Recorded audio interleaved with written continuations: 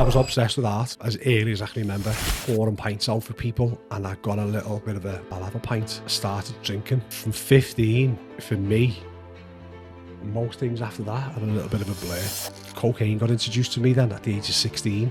Whoa, mate, that took over my life. I stopped paying the mortgage, I stopped paying the car. I was getting payday loans, as many as I could. They were just giving them so easily, like loan after loan. And that was how I funded it in the end. And all the way through her pregnancy, I was snorting. She went through hell for all of that. I wouldn't change what I've put her through, because we wouldn't be who we are now if it wasn't for that. One of the first things I think in recovery is to get your ego needs to be shattered, that you are not better than anyone else and these people more powerful than you. Mate, you might end up making me cry, you know, I don't know if I can do this, but there was a point where I felt like if I had a gun, I'd just blow my head off. I was like, I can't be arsed with life. I'm just done with it. Bear in mind, I just sold a painting for £25,000. Anyone was like, why? What's your problem? I didn't know.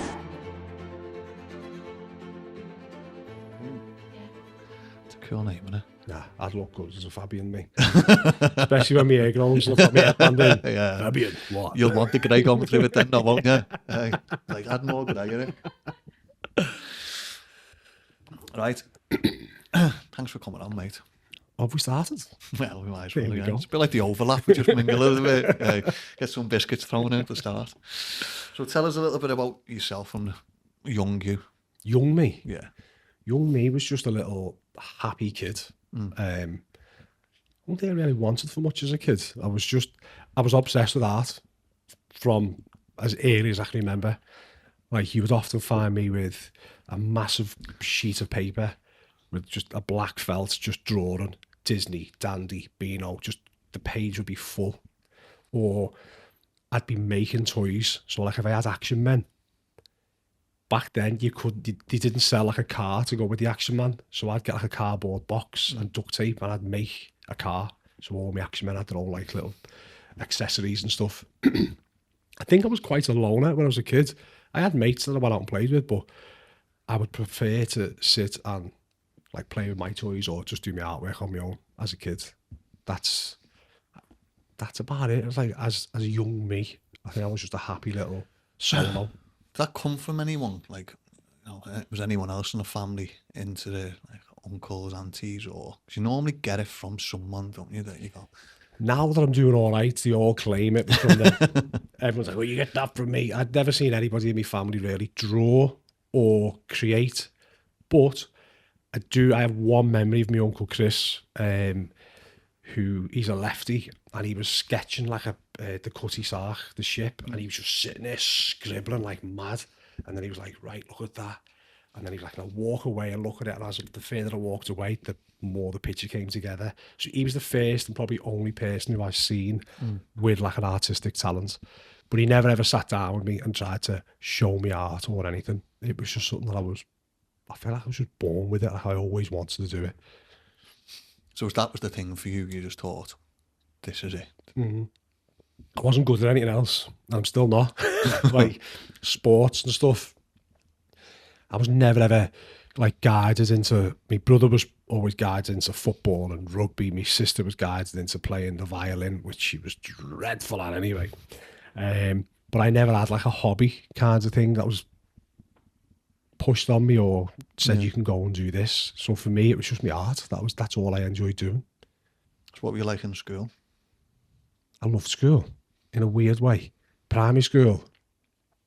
I've got more memories of primary school than I have senior school. I don't think I enjoyed seniors as much. But primary school, I suppose the last year of primary school is what I really remember. I had a teacher whose name back then was Mrs. Lomax. It's now Mrs. Willis. And she was an art teacher. And she's not a full-on teacher now. She's just like, she gets employed to like one day a week, and she still teaches now the way she did back then. And everything is like, it's just fun. So if she was teaching kids about Egypt, she wouldn't just sit there with a book. She does this thing where she's got this other teacher who will dress up, and then he'll go in like this cupboard and they switch the lights off. And then they get all the kids to go into the cupboard as if they're exploring in a pyramid. And then he'll light this like fake little candle in the corner and start telling a story as if they're in a pyramid in Egypt. That's the way she teaches. It's all like hands-on. And she was like that with me. Like in our year, the art that she taught was just incredible. And for me, that's what made art like, my love for it at that point was, it never, ever, ever disappeared really since then. We're still in contact now. She's coming to the gallery next week. That's class. So I don't want to show my age, but 30 odd years on, and we still speak throughout every like couple of months, and then she comes over to visits. But primary school for me was the big one. That was where art was fun. Seniors, it's just your typical seniors. Like, I think the first year, it's just all about girls. And then I didn't really have a good time. I didn't enjoy seniors. It was like, you know, like your close mates that you were with who kind of disappeared, and you have to find your own way. But again, art took over for me in senior school. It was like the second that we got to the years where you could drop certain subjects, I was dropping languages and I was dropping religious education. And they're like, what else are you going to do? And I said, I'll just do art. And they're like, well, you can't, there's no class for you to go in. But outside the art class, there was like this massive, like 10-foot table. So I would just take myself there and just draw or paint whenever I could. So seniors for me was, again, nothing to do with sports. It was all based around art for me. Funny, I had a similar, to be honest. So when I was in juniors, there was a teacher for me who changed it all, Mr. Ashley. And he'd been there since my uncles went to the school. And one of them teachers who you just gravitate towards would get the best out of you. Yeah.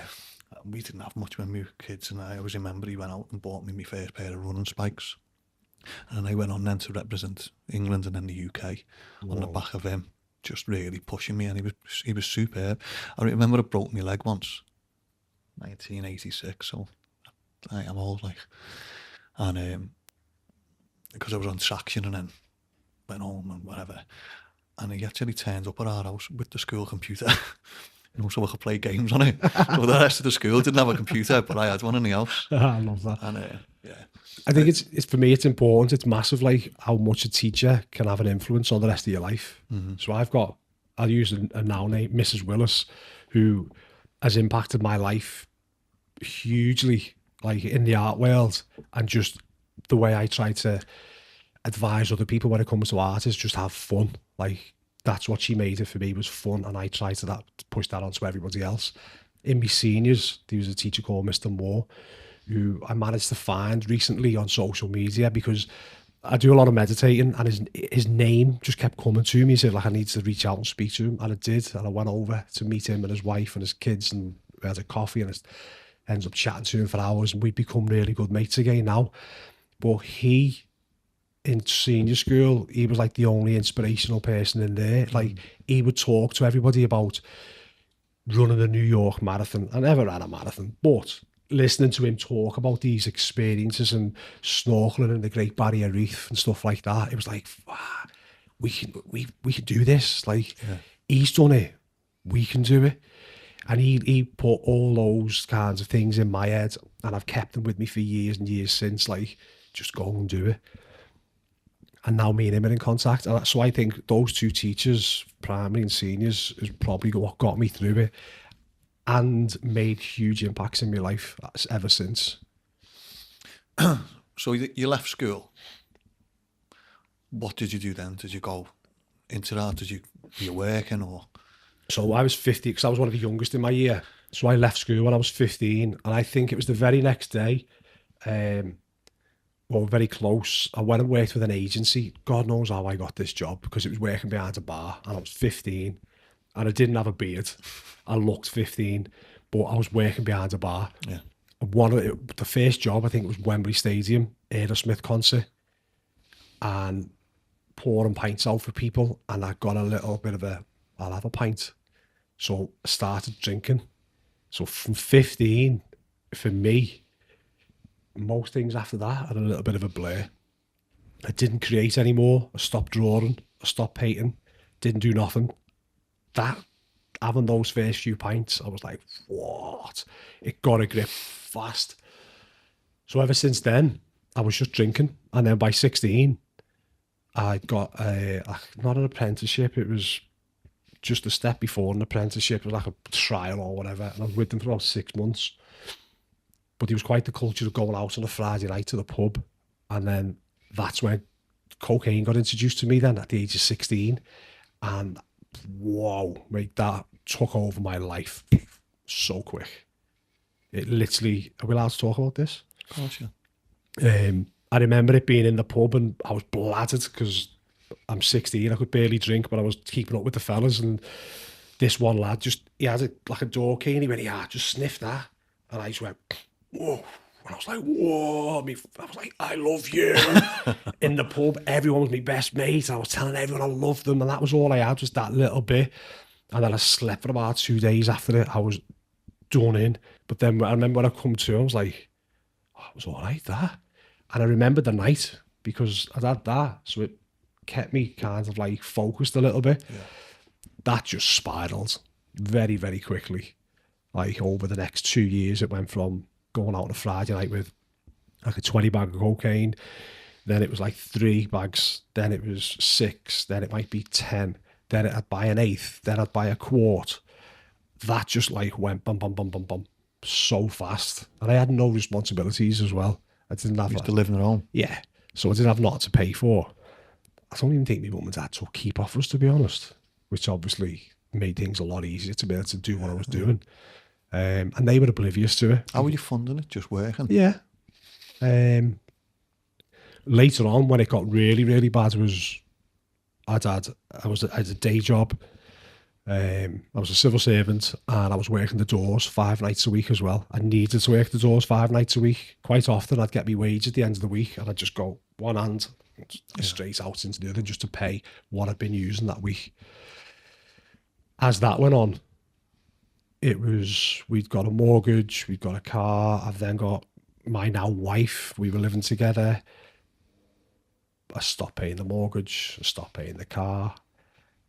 I was getting payday loans, as many as I could. They were just giving them so easily, like loan after loan. And that was how I funded it in the end. It went mental.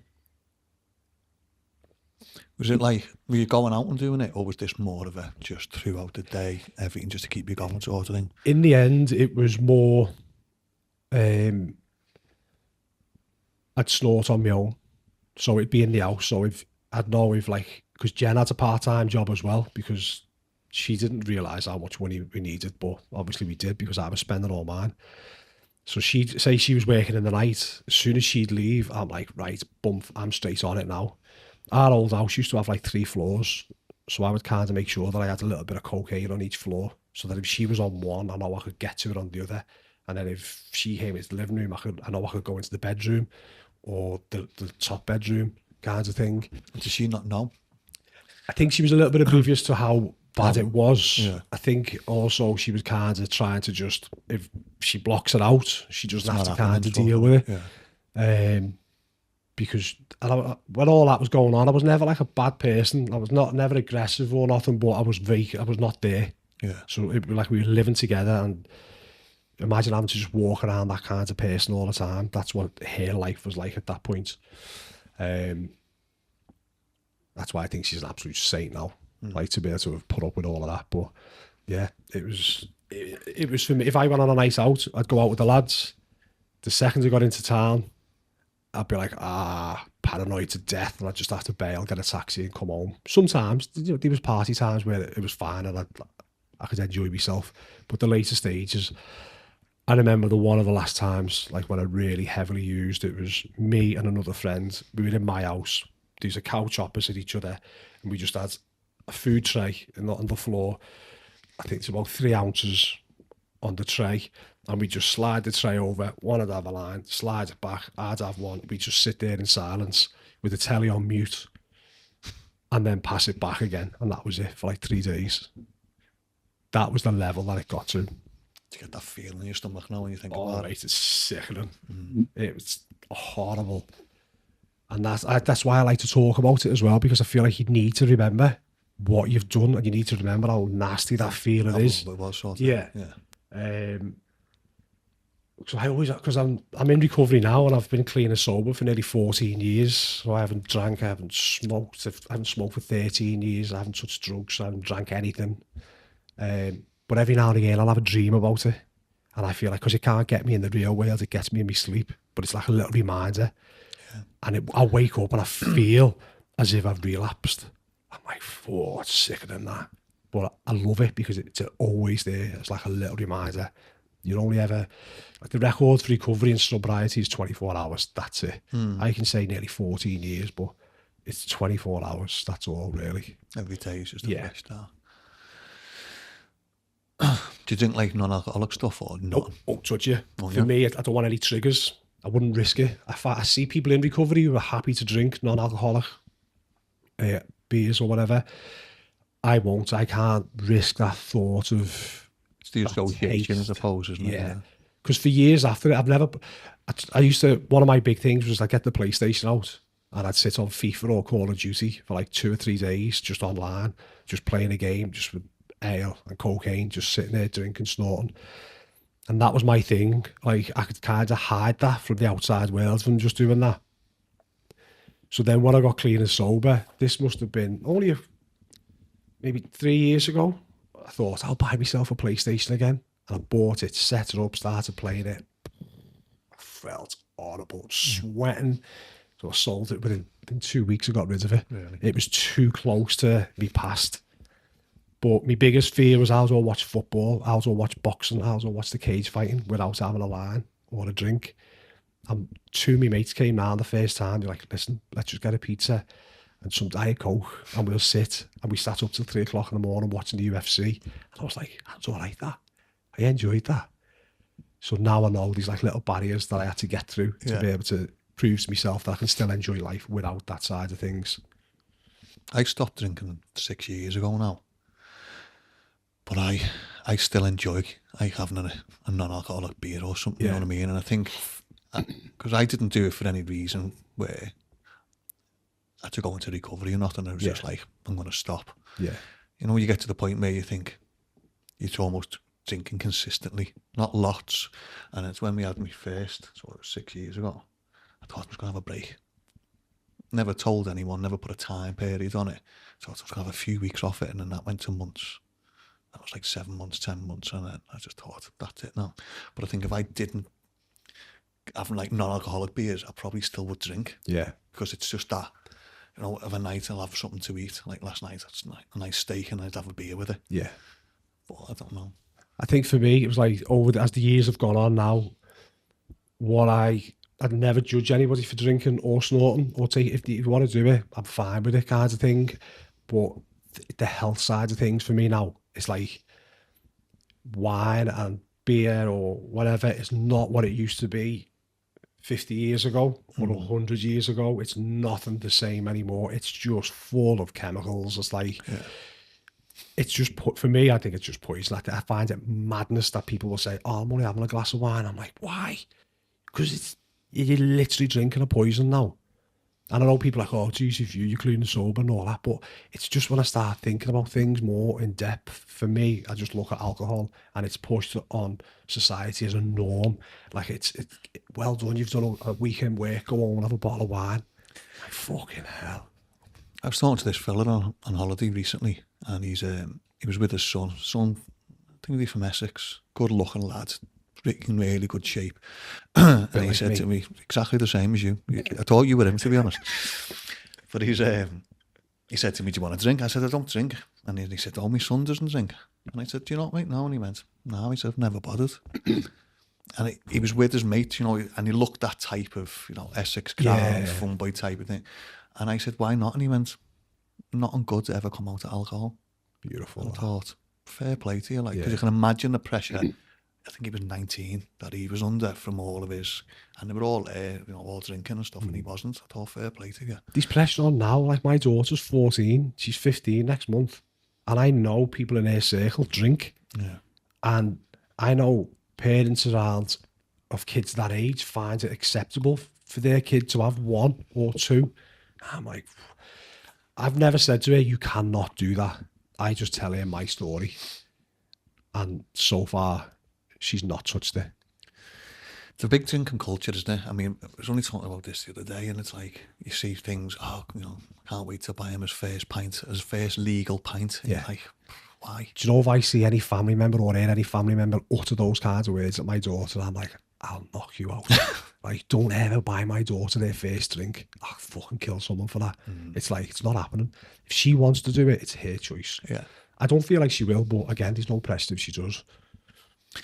Bit of a mad question, but given everything that you went through there, would you change it? I wouldn't be sat here with you now. Yeah, I was thinking. You wouldn't be asked, would you? If it was just like, here's some lad who does paintings. What else do you do? Nothing. Yeah. Just goes out for a pint. No, I wouldn't change the past at all, because I'm a firm believer that everything happens for a reason. And I know that's like, everybody says that kind of stuff. But no, like, I've gone through loads of things in my life and I wouldn't change any of it, even the way I've behaved. So I know that my wife was put through a living hell dealing with me as an addict, because when our daughter was born, I carried on for about 6 months. And all the way through her pregnancy, I was snorting. She went through hell for all of that. I wouldn't change what I've put her through, because we wouldn't be who we are now if it wasn't for that. I wouldn't be who I am. I wouldn't be doing what I've done. I wouldn't be able to help people. I wouldn't be able to give people advice. And she wouldn't be the same person either. Like, I'm sorry for what I've done. Yeah, 100% I'm sorry for things that I've done, but I wouldn't change it. No. Even the worst things that have happened to me, I wouldn't change it. Definitely not. How did it stop? So that's mad. Like, so you'll hear people talk about rock bottoms in recovery, and usually that's like they've lost everything, they're bankrupt, they've ended up homeless. And I got kicked out of the house when I lived back with my mum and my dad, and I was seeing the baby one day a week. This didn't last for long, and then Jen let me back in, but I was still, I think I might have still been using at that time, but she let me come back. Was it on the back of the fact that you were using? I think she had an idea that I was still using, but I shouldn't been. Like, I mean, when you got... Oh, yeah, when I got kicked out, yeah, sorry. Yeah. It was like, she was just said, I've had enough. You're gone. Rightly so. I think we just lost the car as well. The house was ready to go next. And then my mum came in and bailed us out loads with finances and stuff to help out with not losing the house. So I was working on the doors at the time. So I was still using, and I was skint. So I got 18 grams and I thought, I'll sell these. I'll double my money. I'll get some money back. I went into work on the doors that night and snorted the 18 grams. By 3 o'clock in the morning, they were all gone. When you finish, you can go to the bar and get like a little bottle of beer. That's what all the lads do. 1 bottle, safe to drive home. I went up and I asked for a Sambuca. And the girl behind the bar, she just looked at me and went, you're a fucking disgrace, you. Bam, done. Ego shattered straight away. Other people had spoke to me, but everyone was like pussyfooting, like, oh, John, it's all right. You know, you've gone through this. Like, I've been to Kenya for 4 months, and people are like, oh, what he's seeing out there, that must really affect him. And I had all these excuses to use, but never an actual reason. So nobody ever gave me that hard truth. And this girl behind the bar just said that. I was like, fuck. The next day, I went back to recovery. I dabbled in it before, but never completely went all in. So I went back to recovery the next day, started the 12 steps of recovery, and that's it. That was my rock bottom. Somebody else saying that. Like, I'd lost everything. Almost lost the house, lost the car, wife, daughter, all that stuff had gone on, but I didn't quit. It wasn't my rock bottom. But for her to say that, for me, I think in addiction, your ego's massive. You feel like you're better than everybody else. So one of the first things I think in recovery is to get your ego needs to be shattered, that you are not better than anyone else and these people more powerful than you.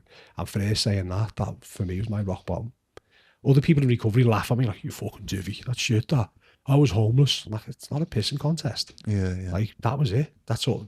It's the only answer I've got for it. Does she know that she was... Tell her all the time. So you still see her? Don't see her. Every year I'll message her and say, thank you. 23rd of May is my recovery. It's like my new birthday. So my mum and dad, wife and daughter, each year buy me a birthday card. So for my first year, it was a happy first birthday. So it's that I get them I get birthday cakes made for me off me. My dad often does it, or we've got a mate, Laura's Bakery, who we'll get a cake off for my birthday as well. So I kind of celebrate my recovery birthday more than my actual birthday now. Nice. So I'm only 14. So how did you get back into that? perfectly aligned with my recovery. So my mate who I was in recovery with, who passed away 3 years into our recovery, every now and again we'd be on the doors and I'd do like a little sketch, like a little piss take of someone, and I'd be like, look at that. And he obviously seen that I could still do a little sketch. And before he died, he'd said to me, go and speak to Danny O'Connor. He's a lad I went to school with. He makes a living from selling paintings. I was like, no, nobody does that. They teach in the school, you can't make a living from art unless you're dead. So he was like, just go and speak to him. So I never took him up on it. Anyway, Dave passed away and I thought, right, I owe this to him. I've got to just do what he said. So I messaged Danny. And in fact, sorry, let me just rewind back a little touch there. It was when I was in the very early stages of recovery, I had to have an operation on my nose. And so I was going to be housebound for 4 weeks. And my wife's dad, who probably shouldn't have given a shit about me, he probably should have put me in a box and buried me in a beach or something, but he didn't. He didn't give up. He come round with some canvases and paints, proper old shitty ones, and he was like, you got nothing to do, paint. Why don't you try and get back into art? Because he knew I loved it. And I started painting. And I'd done a little Disney painting. I think it was Buzz or Woody or someone had a Toy Story, and I put it on Facebook. And some girl asked to buy it for 30 quid. And I was like, done. So it was her dad who got me painting. I stuck it on Facebook and it sold like that. I was thinking, oh, little thing in my head was like, I can make money from this here. Mm-hmm. And then that's when I ended up reaching out, because all I was doing at that stage was I was getting a Disney piece and I'd copy it like for like. It was just ripping them off. But I could have like a conveyor belt of like 4 canvases of Mickey Mouse, and then I started putting kids' names on them, and then they were selling and they were selling and they were selling, and it was fun, but it wasn't art for me because I was just literally copying. So then when the Danny O'Connor thing came up and I went to his studio and he was showing me about painting and being expressive and not being scared of making like a mistake, like where an art teacher would be like, that's wrong. Well, who says it's wrong? It's not wrong. There's nothing wrong in art. Like, it's what you want it to be. So he was doing a portrait and he put like this big white blob through it. And I'm like, Danny, what have you done? And he was like, no, we'll just work with that now. We'll pull that into the piece. So that for me was like when Jen's dad got me back into the art. I started making a few quid off it. But when I met Danny, he probably took me back to like my primary school teacher where he made art fun again. Like I can express a little bit here, I can be a little bit wild, I can be a little bit more me instead of reserved or whatever. And that's when things really kicked off for me then. So how long ago was that? So I started painting when I was 27. I know I don't look it, but 6 months ago. If I take this hat off, everyone will be like, he's about 50 with that guy here. So yeah, 27, started painting. I think within a few years I'd met Danny, and that's when things started. I was starting to get my own style back, that like my own signature style. But I think my own signature style only really came in 2019 was when like I think that's when like my golden lines and my palette knife work really started then. Where did the name come from? So obviously you got called the Scouse Van Gogh. For someone in particular gave you that? Yeah, my man loved this because it was my brother. Was it? Yeah. He just commented on one of my Facebook posts, the Scouse Van Gogh does it again. And I was like, I'll have that. Because Van Gogh's my favourite artist of all time. Like I feel like I can relate to him a lot with the drink aspect, even his whole mood aspect, the way he was as a person. He loved to be like a loner. I love to be like, I always isolate myself from people.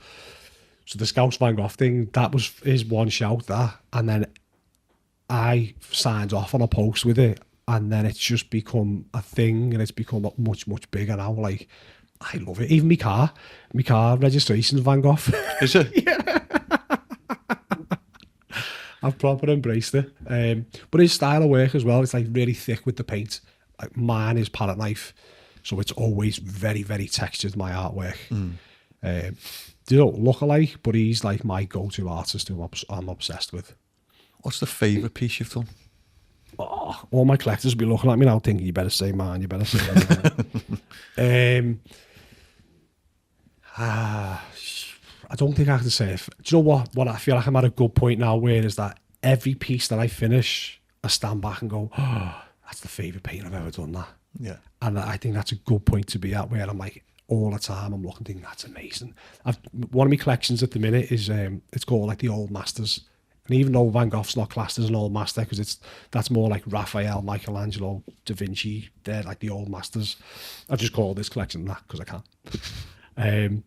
And in that, I've got Edvard Munch's The Scream. I've got Johannes Vermeer's The Girl with the Pearl Earring. And then I've got Van Gogh's Sunflowers. So these three pieces are the start of this Old Masters collection. These, for me, are just phenomenal paintings. I walk in my gallery, I'm like, yes, I did that. People come in to visit, and I'm like, I did that, you know. And I absolutely love them. Yeah. And two of them have sold. The one that I thought would sell first hasn't. That's the Girl with the Pearl Earring. And what we done with this collection was, rather than just, obviously, there's loads of copies of past art. Art is just copying anyway, really, when you break it down. You're always copying something that you've seen before, somewhere along the lines.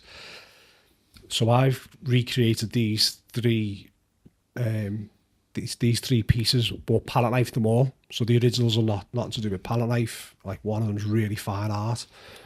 Edvard Munch, it looks like it's done with crayons, the original. But what I done with, if you look at them, you'll see like orange splash right the way over it. So with all like these Just Stop Oil protests where they're throwing orange soup over paintings, I just decided to throw the soup myself, but orange paint. So I just big overhand throw, bam, splash of orange, and it just separates it from everybody else's work because no one else is doing it. Mm-hmm. Like on mine, you've got my signature golden lines. That's on 90% of my work. But with this Old Masters collection, this orange splash is just boss. Like, it's so cool. It's terrifying to do as well, though. Is it? Yeah. Because if you miss it, like the Girl with the Pearl Earring, if I'd have hit it in the eye with that, it was just, or I'd gone over the earring, it'd been ruined. Yeah. But it's exciting. It'd just been the girl, wouldn't it? Yeah. The girl with the orange splodge. Awful. Yeah. But it's dead exciting, this collection. But again, it's like, and then I'll turn around and look at the other wall, and I've got my Native American collection, which I absolutely am obsessed with as well. I couldn't tell you. Basically, my favourite. Slightly different then. So what would you say out of everything that you've done has meant the most to you? It's the one that you've done, and for whatever reason, whatever point you were in your life, you've thought, you know what? Oh, mate, you might end up making me cry. You know, I don't know if I can do this, but I just done a painting recently called Dissolving Reality. To look at, it's very different than anything I've ever painted before. It's got probably a lot of me. It's basically, it's got my feelings completely. I feel like every painting I do, you've got all of me in it. I'll never do a piece unless I know I'm all in on it and I can give 110% towards that painting. But if I'm painting Van Gogh's Sunflowers, I'm painting Van Gogh's Sunflowers, aren't I? With a little twist of me in it. This painting that I've done recently, I wasn't too sure how to go about putting it out like to the public or anything, because I suppose in a way it was almost like a suicide kind of feeling, this post. But it wasn't so much that. So the thought process behind it was, and I wanted to touch on this on my post, because people just look at it and think, oh, life's dead rosy for you. You're selling paintings and you get to go to all like on yachts in Monaco painting, and you do these little trips to Dubai, and life's just the best. And it is. It's amazing. I'm blessed with what I get to do, but I still have like massive drops, like crashes beyond belief. Probably worse now than I did when I was in addiction. Really, yeah? Yeah, but I know how to handle them now. I don't turn to drink and drugs to pick me back up. I either turn to certain people who I know will give me words to pick me back up, or I ride the wave and I know, like, I've got a choice to make, this 50-50 in my brain, and I can choose for this to pick myself back up, and I do most of the time. So this painting that I've done is called Dissolving Reality, and the idea behind it is that there was a point where I felt like if I had a gun, I'd just blow my head off. I was like, I can't be arsed with life. I'm just done with it. Bear in mind, I just sold a painting for £25,000. Anyone was like, why? What's your problem? I didn't know. But life was just, I couldn't, it was just a thing where I was like, I can't take this. And I think there's a lot of it is like what I see in the public, like politics and news and stuff. I stay away from news, but you still get it. Yeah. You speak to a family member, they talk about this and that. No matter where you are on social media, they'll get it pushed down your throat. And I don't like politics. I don't like anything to do with that. I don't like the news, war. I can't stand it all. And I feel like that was all getting to me quite a lot. And that was the point I was at. I was genuinely sat there and I thought, I'm done. But then I instantly thought about my wife and my daughter. And I was like, I can't leave them. And I was like, I wonder if there was a way that I could leave them without them ever, not like, without hating them. And this was, if there was a pill that I could take to erase me from history, erase me from everybody's memory forever, then I would have took it in an instant. So the idea was that I could take this pill and my daughter would remain how she is now and just go on and live her life and never have to think about losing a dad. Obviously that doesn't work in reality, but in my head, that's what I wanted to do. That was the stage where I was at. Luckily for me, I've got these two mates who both in different countries who just seem to reach out to me randomly. Literally one was like, I feel like I need to ask you, you're all right here. There was nothing on my socials to say I wasn't. So anyway, them two speaking to me kind of like picked me back up, and in the end I thought, I need to paint this out. Like I need to express this for other people to see it. So I've done this painting of, it's a very dark piece where there's a giant pill in the middle of the painting which is splashing into the water. To the right hand side you'll see like a mum and a daughter, which are basically my family that I'm losing, and then to the left is like a tiny dot which is me into the water, which is going to just dissolve from reality. That's the whole idea of this painting. But I was still toying with, how do I put this out to the wider public without it just being pure doom and gloom? And a lady came to visit the gallery the other week from a hospice, and she was asking about the painting, and I thought, I was like, love, I don't want to tell you about this, because what you do and what I'm saying I wanted to do is disgusting, really. I felt bad. But she wanted to know about it, so I explained it to her. And she just went, have you ever seen It's a Wonderful Life? And I was like, yeah, it's one of my favourite films. And she was like, so you would be missed? And I was like, oh. And I felt sick. And I was like, so then it took me back to, you see where he wishes he was never born, and then his brother who he saved from the ice ends up actually drowning because he wasn't there to save him. And I was like, wow. So that's when I decided, right, I'll release this painting now. And I talked about the painting. And at the end of it, I was explaining my thought process behind it. But then I said to everyone, I was like, if you've seen It's a Wonderful Life, just know, like, you will be missed. Like, people do love you. The world will never be the same if you were never there. And that was like the spin that I ended up putting on it. It wasn't intentional. It was just all by chance that this woman had said that to me. So answer is, that's probably, at the minute, my most meaningful piece that I've done. Because that's just all you, isn't it? Yeah. And it kind of shows, like, you'll see like me sunflowers and stuff where I'm bright, I love life, but I can also crash very, very fast as well. For no reason whatsoever. But I know now that I don't need to drink or take drugs to pick myself up back from that again. Just like putting a plaster over it when you do that, isn't it? Mm-hmm. And it just gets worse. It takes it till the Tuesday and then it's even worse. And but I don't. Now I'm like, I understand. I'm starting to understand the brain. I've got a mate who's a mind coach who explains the science behind the brain, which for me is phenomenal. I've got another mate who's very, very spiritual, so I can speak to the two of them. They give me the same message, just on a completely different format, and I take what I need from both of them, and that gets me through all of that. Did you ever think when you were in school you'd have your own gallery? No way. Not a chance. I didn't know. All I wanted in school was a lawnmower. I was obsessed. What do you want for your birthday? A lawnmower.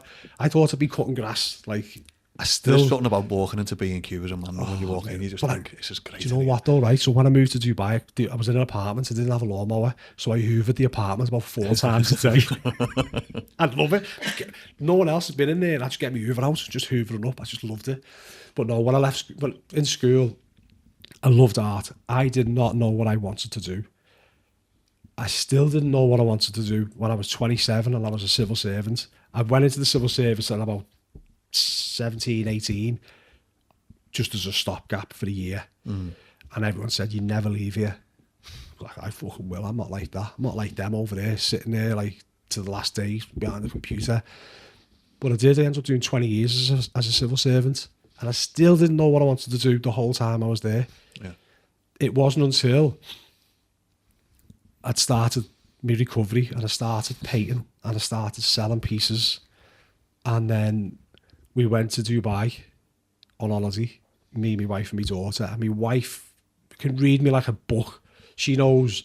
So Saturday, Sundays, I don't go to the studio. So if I don't get to go to the studio and paint on a Monday, by Tuesday, I'm probably going to be a little bit different in my personality. I'll be a little bit lower. And she's like, go and fucking paint, will you?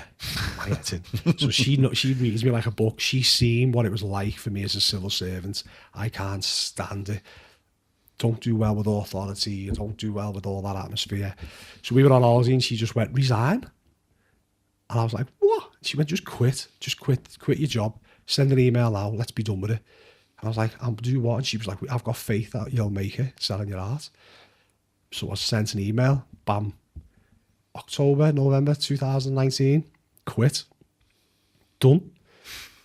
Lockdown came 4 months later and I was on my arse. Did that work well for you though? Because lockdown, obviously, you had the opportunity to just sit there and paint. Yeah. So I had my studio, my back garden then, so I could create all the time. But it was like in the the beginning of it was murmurs, weren't they, that we're all getting locked down for months here. So my instant thought was, I'm not going to get nothing off the government because I haven't got a job, so I'm not going to get any sort of handouts. I could sit and I could cry my eyes out and moan and this and that. I thought I need to do something to keep me occupied, keep my daughter occupied, and let's try and help everybody else. So we set up online art classes every single day, Monday to Friday. I think it was like from 10 till 12 or 10 till 11. And we'd have a whiteboard each, and we'd go live on Instagram and Facebook. And whatever line I drew, my daughter would draw. And then the people on the back home would copy me as well. So we'd go over like a pencil sketch first, and then the final piece of it, we'd go over like a black marker, and you'd leave bits out so you'd create this boss little drawing. That first week, we had like 27,000 people online with us. It went massive. We had people in Mexico, Italy, India, people in different time zones staying up or getting up just to come onto our online art classes. So we done that 5 days a week, just drew. At that point, my social media went boom. Like when we'd finish a class, I'd sit and I'd just watch my followers just pile up, message after message after message. And when you get to go out for your little walks, you'd see, I'd telling people, put your pictures up in the window so that if people go on the walks, they get to see your artwork, because there's nothing else for people to look at. And when we were walking around, you'd see artwork in people's windows. I'm like, oh my God, they were on our class. It was amazing. Some of the people on them classes are now some of my closest mates. This next thing happened where we just started selling original paintings. They was just going. And I'm like, Jen, they're selling like £500 at that point. They was just like, bam, bam, bam. So I just messaged a few of them. I was like, can I just ask, where did you come across my artwork? And they were like, oh, my granddaughter or my niece, my nephew, my son, my daughter, they were on your classes, or I was on your class. I had one fella on it called Dean, who'd sign his paintings Dean, and he'd put his age like 42 or something. I love it. And I'm still in contact with so many of them people who were on our online art classes. And I feel like that was, for me, it could have broke us, but it didn't. We used it as much as we possibly could. And I suppose in a way, it's kind of like, it shows that if you give back, you will get something back in the end, as long as you're not doing it to get something back. Yeah. We just done it to, when people were coming on, I didn't want anybody to talk about what was going on. I won't even mention it now, it pisses me off. I didn't want anybody talking about why they were in lockdown or anything. It was a space where people would come and be free from everything, just lose themselves in the art. Because I know I could stand there and do a painting, and then like 6 hours later, I'm like, whoa, the time's just gone, and I've created this huge painting because I've thought about nothing in that time. And I wanted people to come on and be like that with us, to just forget about all the worries that's going on. Because parents must have been flapping it. And how'd you hide that from your kids? And I feel like these online art classes done that for a lot of people. So for me, that was like when things really started to rise. So where did the opportunity come from to have your own gallery? Do you know what? It took years to build to that point. Yeah. I've had a few different art studios. I've always wanted my studio to be close to home. I was lucky enough to have a friend who had a barn on 10 acres of land, who, when we came back from Dubai, he was like, listen, here's a key. Go and use that. It's yours for the next 12 months at least. Just go and paint in there. Stick your canvas on every wall you want. Just use it. And that was great, that though, because then I realised I could separate like home life from work life, even though it doesn't feel like work. But I would paint 7 days a week if I could. Like in our old house, if I heard Jen's hairdryer go on, I'm like that, straight in the studio painting for the next hour, just because I didn't want to sit there. I want to paint. But for me, the gallery thing came up because we went back to Monaco for the second time. First time, absolute disaster. Lost a fortune. How come? Just because of like cowboys kinds of thing. The lads who we got involved with didn't have a clue what they were doing. They were projecting this fake lifestyle of billionaires, and I think we got told people from the owners of McLaren were coming on board the yacht and stuff like that, and we were meant to be auctioning off 5 of my pieces on there. There was like a Rolex, an £18,000 Rolex, and they started the bid at 5,000 and nobody bid for it. And I'm like, hang on a minute. If you've got a few quid in your pocket, you just buy that now and then sell it tomorrow. Yeah. So I pulled my paintings. I was like, do not auction them. Like, Tamer Hassan was doing the auction, and he looked at me and I was like, pull it. And he went, I'm not going to embarrass this artist here. He said, the auction's over. You just don't know what you're fucking doing. Really? And he ended it. But we'd lost a lot because of that. Like, staying in Monaco was like 700 quid a night anyway. It was expensive. Lucky for me, one of the fellas who was on board, who's now the fellow I was talking about before, when I said the spiritual side of things, he was there. He clocked what was going to happen, because this lad was not getting off that boat, walking down the platform. He was going over the edge. And he come over and he's like, listen, do me a favour, just come back tomorrow. Just enjoy the next 3 days, you and Jen. So we went back, become mates with him, got talking. I become obsessed with Formula One. I've done a painting of Ayrton Senna, sent it to him. I was like, hey, do you think you'd put this on your yacht next year? And that was where we were building a good friendship, but this is where the business friendship came. And he was like, not a bad idea, that. So the next year I got invited back to, I'm not sure if I'm allowed to say the bank's name, so I won't. But it was a big bank, massive sponsors of Formula One. We got invited on board their yacht for 2 days. So it's the Saturday and the Sunday. And what I done was I had 3 paintings on display. And one painting I had like 90% finished, but I would finish it live and put my golden lines on so people could watch it. I had this Boss denim jacket with all like wool pink, mad. I look like the Ultimate Warrior, quality, with these bright pink trainees. So I was on board painting live, getting to talk to all of this bank's clients. They're all sitting there chatting away to me and stuff, and some of the paintings were up for sale. And the next thing, I just see my phone go, it made this noise, cha-ching, like a sale come in, and I went, huh. I looked at my wife and I was like, yeah. I was like, shit. So we sold a painting for £20,000.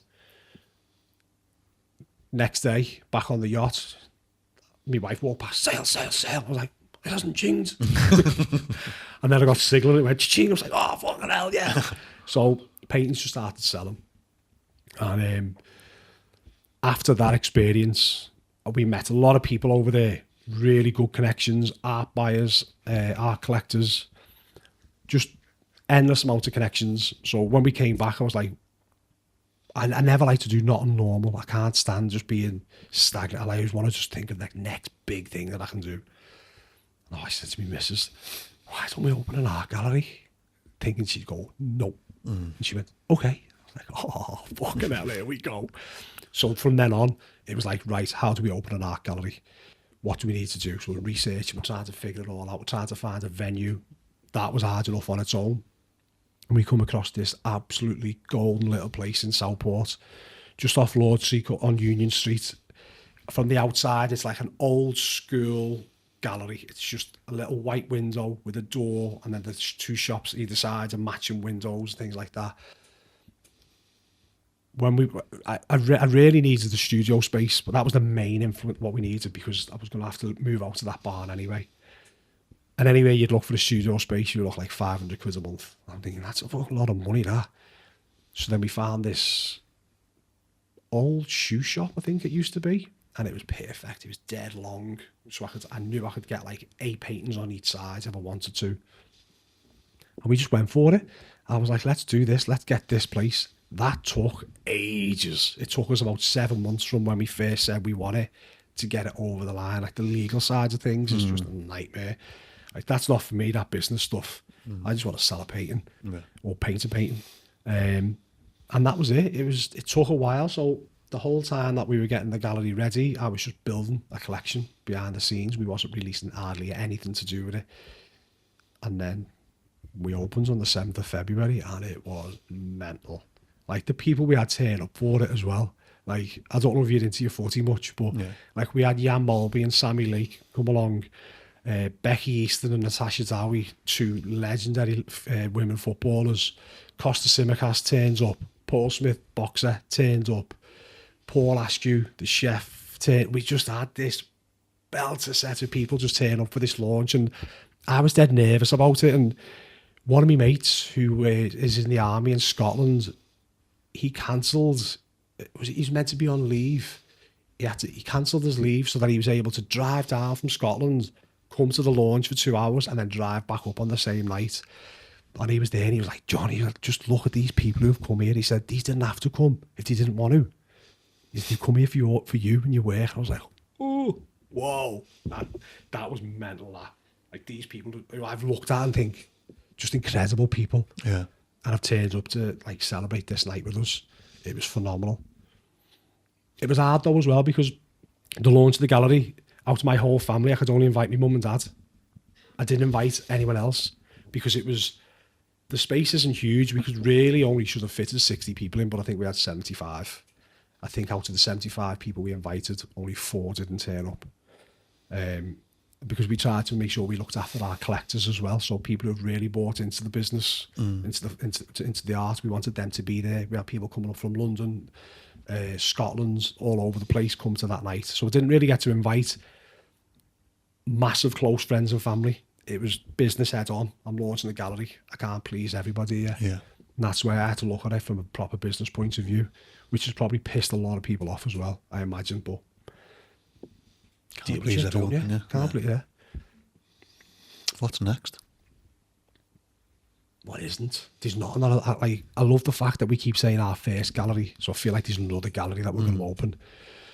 I'm working on an exhibition at the minute, so I'm always going to be, this Masters collection, I'm always going to be adding to that over time. So I've just done a painting of 2 cherubs. So there's a famous painting by Raphael where there's 2 cherubs and you see them like leaning like this looking. So that's part of a much bigger painting, that the Sistine Madonna, I think it's called. So I've painted them 2. They're going to go in place of me big Shankly Gates painting, where that has now gone to Anfield Stadium. So I'll always be building that. I've just got 3 huge commissions for Star Wars paintings, which can't wait to start. But my next exhibition that I want to do is it's all based around addiction, but like from the dopamine point of view. We touched on this before. So I want to do paintings of the brain, which is affected by alcohol, cocaine, gambling, pornography, social media, and sugar. Because I think these are 6 massive things that are they're not talked about, like sugar addictions, and just so people understand how your brain reacts to these different elements. Yeah. Like, I didn't understand it until I'm starting to research into it a little bit. I'm like, whoa. So the paintings are originally going to be based around like MRI scans, but now they're not. I've flipped it, so it's very arty. But the idea is that it's going to provoke a discussion. So people are going to talk about it. So I can then start speaking to people about the different effects of different substances or different things that affect dopamine. I want to start that conversation. And I don't want this to just be in my gallery in Southport. This needs to be big. I'd love it to be like a worldwide discussion. I feel like it needs to be discussed on a massive scale. But it's going to have a really cool art take on it as well. The paintings are going to be phenomenal. One painting's done, so we've only got 5 more to do. The plan is that we'll have the exhibition in LA. If not LA, it might go to Dubai. I just want it to be on the biggest platform that I possibly can. And people always moan like, "Wow, why did you do stuff for Dubai?" Well, the people who have been there do good to me as well, and I can get a really good platform there. And it's hot. I love a bit of sun. So yeah, these are. We've got the Southport Arts Festival's coming up in August, from like the 2nd to the 10th of August, where these like musicians, poets and art galleries in Southport. There's going to be like a little trail kind of thing that people can come and visit and follow. So my gallery's been picked to be one of those as part of that. But I want to make it a little bit more different, because I don't want people just walking in and just seeing like a gallery with paintings on. I'll have my music on, but I'm in discussions about doing a live painting. So I'll stand there just doing a painting while people walk in, so they can come and see me doing some parts of a painting. So it's a little bit more interactive. They can come and chat to me whilst I'm painting, rather than just walking in, walking around the room and walking back out again. So does it not bother you, people talking to you? Because I'm guessing some people just want to be in a zone and not. Yeah. Are you happy to just have a chat? So I do 2 stages. There's a few different stages of my painting. I call it like my base coats, where I use a brush. So I'll have like my sketch all drawn out, and then I'll just paint it in with a brush. That for me, it's effortless. It's like, it's the easiest part of the painting. So I don't really need too much concentration. Like these videos, I done a painting of Ice Cube once, and it was on a time-lapse video, and I'm on my phone like this, just chatting whilst I'm painting it, and he retweeted it on Twitter, and everyone went mental over the fact that I'm on my phone while I'm doing this whole painting. I was on the phone for about 3 or 4 hours to some lad, just like this, just painting away. But so that stage of it, no, I don't mind it. And I don't know if you've got time, but I'll quickly try and touch on this one quick thing. One of the reasons why I don't mind doing live painting now is that, not trying to be doom and gloom here either, it's just, I know how it reacts to some people on the mental health side of things. So a friend of mine tried to commit suicide. Thankfully it didn't work. The rope snapped, his wife found him, and he survived, but he was a mess after it. He was trying to do his own little gardening business. Now, you know, I love my lawnmowers and I love to do my garden, but I thought I'll hire him to do my garden so that gets him out of his house, to give him something to do. Normally, my studio door's shut. One day it was open while he was doing the grass. And then I looked and I could see him out the corner of my eye, just stood, just watching me painting for about half an hour. And at the end of it, he just stepped in and he went, "That's the most peace I've found in a long time." And I was like, whoa, mate. That, like, something clicked in my head there, that if he got that bit of peace from watching me paint, why should I be so selfish and keep that to myself? So I thought, I'll do this a little bit more for other people to watch me now. Every now and again, I've gone to certain events and I've done like that basic side of the painting live for other people to watch. It's not like the whole painting, because I don't want people knowing how I can do my whole piece, but I'll do that little bit.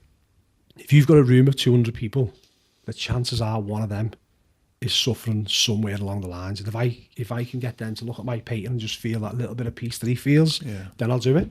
So the live painting is, I like to do it.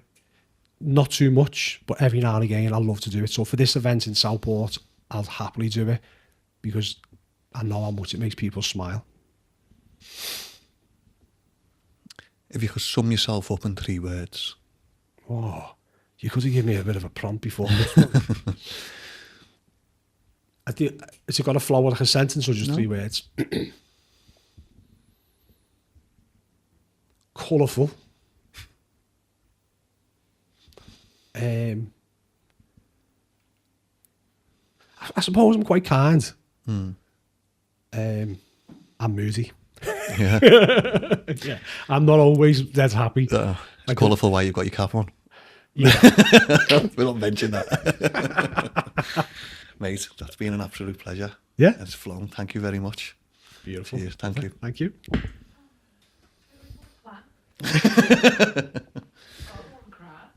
I enjoyed that.